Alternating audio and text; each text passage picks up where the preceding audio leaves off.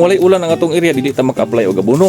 As a banana grower, unsa imong himuon kung panahon sa ting-init para ka maka-abono? Kay kabulukan ta nga kung walay ulan ang pag-abono nato mahimong dormant or dili makaon sa saging ang atong abono. Ang pangutana, unsay atong himuon? Nagkadungog na ba kag organic carbon? Ali atong susihon.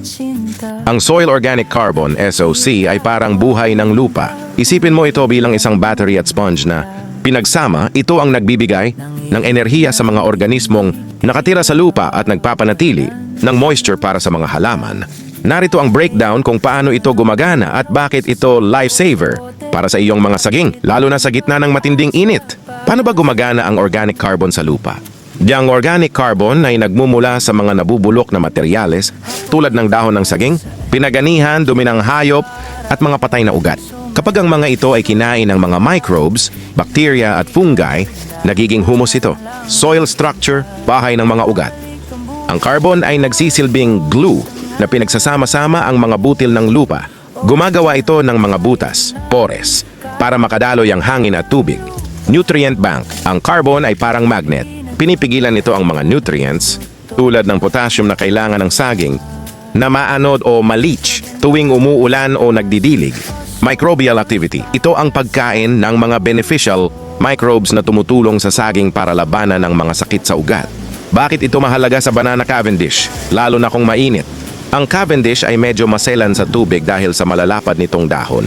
Kapag tumataas ang temperatura, narito ang tulong ng organic carbon.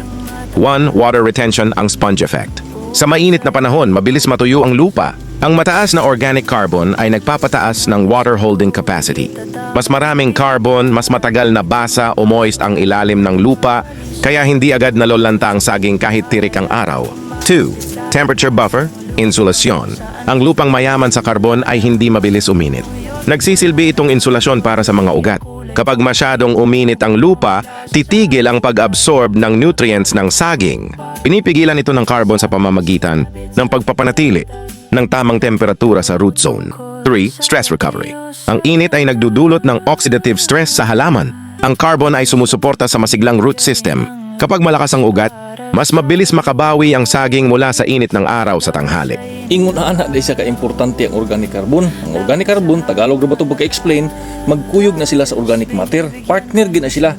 Kung naidagan nga organic carbon, naapoy dagan nga organic matter. Ang trabaho niya, nakabalo na ka, nga musuyop siya tubig sa hangin, mutigom siya tubig sa yuta. Para ang imuhang tanom, imong saging, panahon nga manginahanglan siya og pagkaon, makainom din siya tungod kay naay storage didto sa organic carbon. Munang atong dungagan ang atong organic carbon diha sa atong saging. Pareha sa makita nato sa atong seaweed foliar fertilizer.